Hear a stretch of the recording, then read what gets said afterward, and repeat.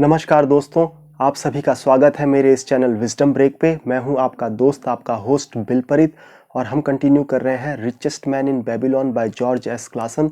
आज हम चैप्टर 16 पर जाएंगे। अगर आपने अब तक के चैप्टर्स को नहीं देखा है तो मैं लिंक यहाँ दे रहा हूँ, एक बार जाके ज़रूर देखें। तो चलिए दोस्तों, आज के चैप्टर 16 पर हम चलते हैं। चैप्टर 16 बेबीलोन का ऊंट व्यापारी। तो चलिए दोस्तों, देखते हैं उस ऊंट व्यापारी की कहानी क्या है और इस कहानी से हम क्या सीख सकते हैं। एक दरकार्ड नाम का एक बंदा होता है जो 2 दिन से कुछ भी नहीं खाया होता, बहुत भूखा होता है, गरीब है बेचारा। वो क्या कोशिश करता है, जामुन तोड़ने की कोशिश करता है। तब तक पेड़ की मालकिन देख लेती है और उसके पीछे डंडा लेकर के दौड़ जाती है। वो वहाँ से बेचारा अपनी जान बचा करके भागता है। भागते भागते वो सब्जी मंडी में आ जाता है। वहाँ पर काफ़ी सारे फल फ्रूट सब देखता है। उसके मुंह में पानी आ रहा होता है, लेकिन बेचारा कुछ खा नहीं सकता था। वो धीरे धीरे रास्ते पे चलता जाता है। चलते चलते एक भोजनालय उसे मिलता है। तो उसी के आसपास वो घूमना शुरू कर देता है। वो सोचता है कि कोई उसके जान पहचान का बंदा मिल जाए तो उसे खाना खिला दे। अब इतने में क्या होता है, एक दाबासिर नाम का एक बंदा है, वो उसे मिल जाता है। अब दाबासिर कौन है? दाबासिर दरकार्ड के पिता का दोस्त है, यानी कि एक तरह से देखा जाए तो दरकार्ड का अंकल है। अब दाबासिर मिल जाता है। दाबासिर मिलते ही बोलता है, अरे वाह दरकार्ड, चलो अच्छा हुआ तुम मुझे मिल गए। तो लौटाओ मुझे 2 तांबे के सिक्के जो तुमने मुझसे 15 दिन पहले उधार लिए थे, और एक चांदी का सिक्का जो तुमने मुझसे उससे पहले उधार लिया था। तो जो दरकार्ड होता है उसके मुंह से कुछ आवाज़ नहीं निकलती। वो बोलता है कि मेरे पास अभी है नहीं, मैं तुम्हें नहीं लौटा सकता। तो दाबासिर बोलता है, क्या इतने हट्टे खट्टे तो दिख रहे हो, जाके कुछ काम क्यों नहीं करते, पैसे कमाओ। उधार तो तुम्हारे ऊपर पक्का बहुत लोगों के होंगे, उनके उधार तुम चुकाते क्यों नहीं हो? तो दरकार्ड बोलता है कि क्या करूं, मैं इतना कमा नहीं पा रहा हूं, अभी तो खैर बहुत भूख लगी हुई है। तो क्या है, जो दाबासिर है ना, वो उसकी सिचुएशन को समझ रहा होता है, क्योंकि दाबासिर उस सिचुएशन से गुजरा हुआ होता है बहुत वक्त पहले। तो दाबासिर उसको टेस्ट करने के लिए पूछता है, अच्छा तुम्हें पता है बेबीलोन में एक अमीर व्यापारी एक ऐसे पत्थर को लेकर के आया है जो इतना पतला है, इतना पतला है कि उसके आर पार देखा जा सकता है। वो अपने घर की दीवार पे लगा रहा है, सुना है वो पीले कलर का है, उससे दुनिया कैसी दिखाई देगी? तो दरकार्ड बोलता है, वाह, उससे तो दुनिया सच में बहुत रंगीन दिखाई देगी। तो दाबासिर सोचता है, चलो मेरे साथ भोजनालय में, मुझे बहुत भूख लगी है। दरकार्ड थोड़ा खुश होता है कि चलो कुछ खाने को मिल जाएगा। अंदर जाते हैं, दाबासिर बैठ जाता है, दरकार्ड उसके सामने बैठ जाता है। दाबासिर अपने लिए बहुत सारा खाना ऑर्डर करता है और दरकार्ड के लिए एक जग ठंडा पानी मंगाता है। तो जो दरकार्ड होता है वो बेचारा फिर उदास हो जाता है। वो सोचता है कि ये मेरे सामने बैठ करके इतना अच्छा अच्छा खाना खाएगा और मुझे सिर्फ एक ठंडा पानी ही पी करके रहना पड़ जाएगा। लेकिन बेचारे के पास कुछ ऑप्शन होता नहीं है, चुप बैठा रहता है। तो दाबासिर बोलता है, चलो मैं तुम्हें एक कहानी सुनाता हूँ। अब अगल बगल के जो लोग हैं वहाँ खा रहे होते हैं खाना, वो सुनते हैं कि दाबासिर कहानी सुनाने वाला है, तो वो आकर के सेमी सर्कल में दाबासिर के सामने बैठ जाते हैं। दाबासिर अपनी कहानी शुरू करता है। वो बोलता है, क्या तुम सबको पता है मैं सीरिया में 2 साल गुलाम रह चुका हूँ? तो लोग चौंक जाते हैं, दाबासिर गुलाम रह चुका है। अब होता क्या है, जो दाबासिर है वही है ऊंट व्यापारी बेबीलोन का, ठीक है। तो अब क्या है, लोग चौंक जाते हैं, इतना बड़ा ऊंट व्यापारी और गुलाम रह चुका है। तो दाबासिर उनकी तरफ देखता है और अपनी कहानी को कंटिन्यू करता है। तो चलो मैं तुम्हें सुनाता हूँ मैं गुलाम कैसे बना और कैसे आज़ाद हुआ। वो बताता है कि जो मेरे पिता थे वो बेबीलोन के बहुत ही सम्मानित नागरिक थे। उनका खुद का घोड़ों की काठी बनाने का खुद का दुकान था, वो वहाँ काम किया करते थे। जब मैं युवावस्था में था तो मैंने भी वो घोड़ों की काठी बनाने का काम शुरू कर लिया। पापा के साथ काम करता था और काफ़ी अच्छे खासे पैसे भी कमा लेता था, मेरा महीने का खर्चा चल जाता था। अब धीरे धीरे वक्त बीतता गया, उम्र हो गई, शादी हो गई तो मुझे एहसास हो गया कि मेरी वाइफ है, उसकी मैं ज़रूरतें पूरी नहीं कर पा रहा हूँ, मुझे और ज़्यादा कमाने की ज़रूरत है। और ज़्यादा तो मैं कमा नहीं पा रहा था। तो मैंने क्या किया, मैंने अपने दोस्तों और रिश्तेदारों से उधार लेना शुरू कर दिया। जब उधार लेना शुरू किया तो मुझे एहसास हो गया, उधार तो मैं ले रहा हूँ लेकिन मैं उनको चुका नहीं पा रहा। अब उसे उधार क्यों मिल जाता था? क्योंकि उसके पिता थे, वो बहुत रेस्पेक्टेड पर्सन थे, तो जितने भी जान पहचान के दोस्त या रिलेटिव्स थे वो पैसा दे रहे थे। लेकिन जब वो नहीं चुका पा रहा था तो वो सारे के सारे गुस्सा हो गए। अब क्या था, अब दाबासिर को समझ में नहीं आया करे तो क्या करें। उसने क्या किया, अपनी बीवी को उसके मायके भेज दिया, अपने खुद के घर भेज दिया कि तुम अपने घर चली जाओ। और उसने सोचा कि मेरे को ये बेबीलोन शहर छोड़ देना चाहिए, क्योंकि यहाँ मेरी बहुत बेइज्जती हो चुकी है, यहाँ मुझे कोई अच्छा काम नहीं देगा, मेरी रेपुटेशन यहाँ ख़राब हो चुकी है। तो उसने बेबीलोन को भी छोड़ दिया। अब उसके मन में एक सनक सवार थी कि मुझे जल्दी अमीर बनना है। तो जल्दी अमीर बनने के चक्कर में क्या है, उसने एक ऐसे ग्रुप को ज्वाइन किया जो कि कारवां को लूटने का काम करते थे। तो इन्होंने जब पहला लूट डाला तो उसमें इनको काफ़ी सारा धन मिला, उसको उन्होंने बेचा और काफ़ी सारे पैसे कमाए।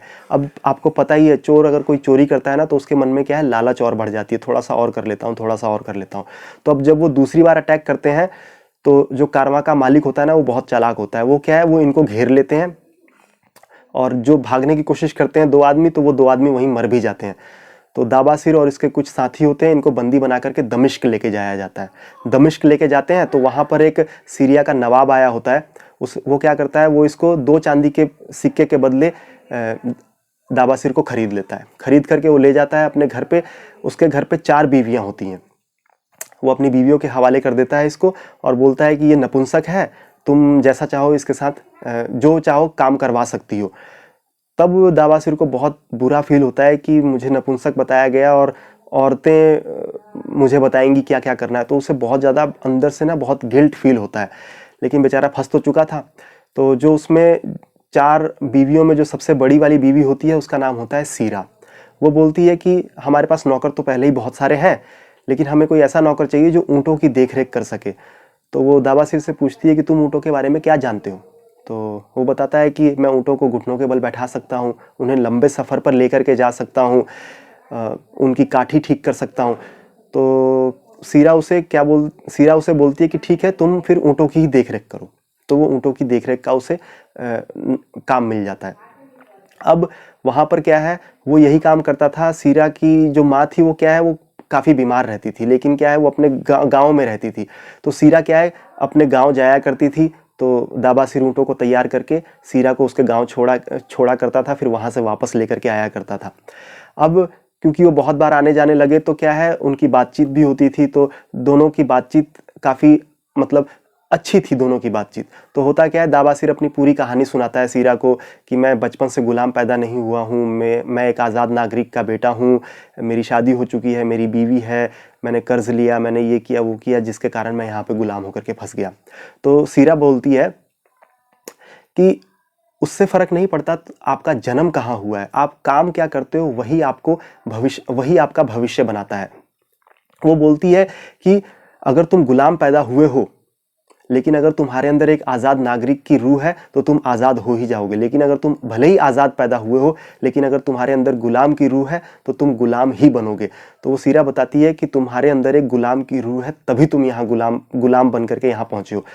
तो जो दाबासिर होता है वो इनकार करता है, नहीं नहीं, मेरे अंदर गुलाम की रूह नहीं है, मेरे अंदर एक आज़ाद नागरिक की रूह है। तो सीरा उसे बताती है, देखो जिस तरह से राजा अपने दुश्मनों से एकदम डट करके मुकाबला करता है, उसी तरह से एक आज़ाद नागरिक अपने कर्ज का डट करके मुकाबला करता है। देखो तुम्हारे कर्ज तुम्हारे सबसे बड़े दुश्मन है। तुम्हारे कर्ज की वजह से तुम्हारी बीवी तुमसे दूर चली गई, तुम्हारे कर्ज की वजह से तुम्हें अपना शहर छोड़ना पड़ा, और तुम्हारे कर्ज की वजह से ही तुम आज यहाँ पर गुलाम बन के पड़े हो सीरिया में। तो दाबासिर इस चीज़ के बारे में काफ़ी सोचता है।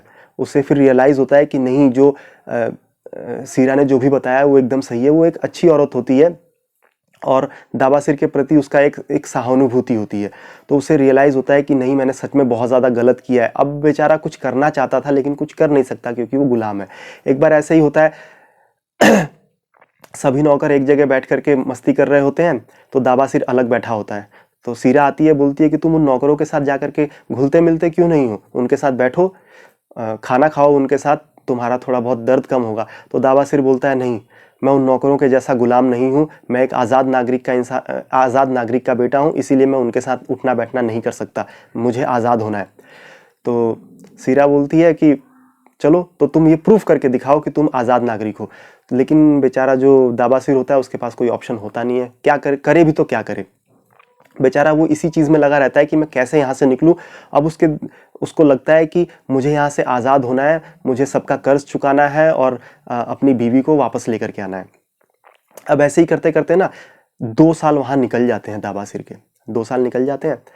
फिर एक बार क्या होता है, सीरा अचानक से आकर के बताती है दाबासिर को कि मेरी माँ बहुत तेज़ बीमार हो गई है, हमें तुरंत अभी निकलना होगा मेरे गाँव के लिए।